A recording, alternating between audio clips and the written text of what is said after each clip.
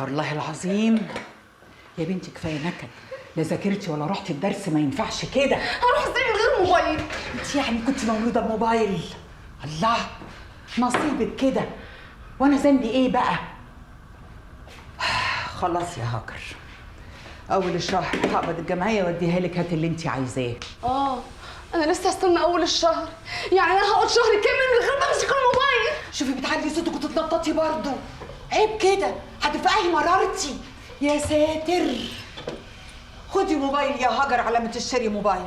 ايه ده؟ موبايلك القديم اللي انا همسكه ده؟ القديم؟ تصدقي ان انت عدمت الادب والله، لولا خالتك عبير بره كان زماني مقطعاكي. امشي يا بنت من قدامي، روحي ذاكري.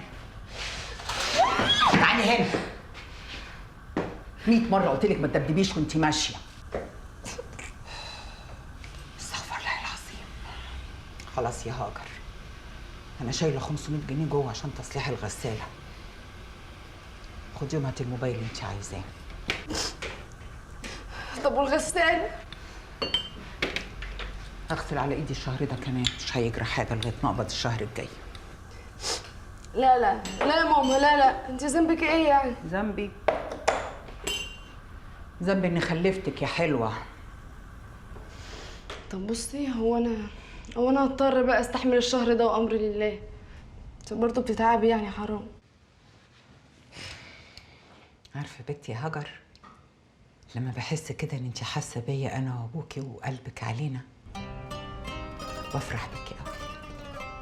ما دام قلبك حلو كده ربنا هيرضيكي وهتشوفي. يا سلام، هيرجع لي الموبايل يعني؟ يا بنت قولي يا رب، قادر على كل شيء.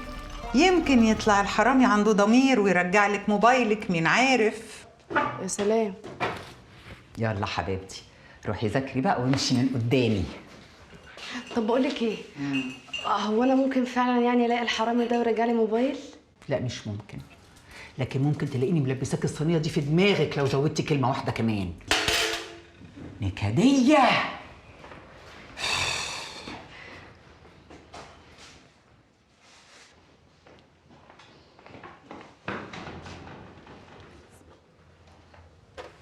بتعملي ايه يا بدرية؟ بتفرج. طنط بتعمل ايه؟ قومي يا بت، قومي فزي عيب كده، خش جوه يلا، وحسك عينك تعملي دوشه. قومي. الله، يلا. ما تسيبيها يا عايده، مريم بتبعت لي وانا بكتب لها. بجد؟ سلمي لي عليها وقولي لها انها وحشتني قوي. ومين سمعك؟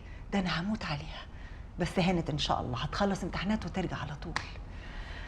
انا خلاص ما بقتش قادره. ايه اللي ما انتش قادره عليه؟ على كل حاجه، ما بقتش طايقه قعدتي مع ابوها.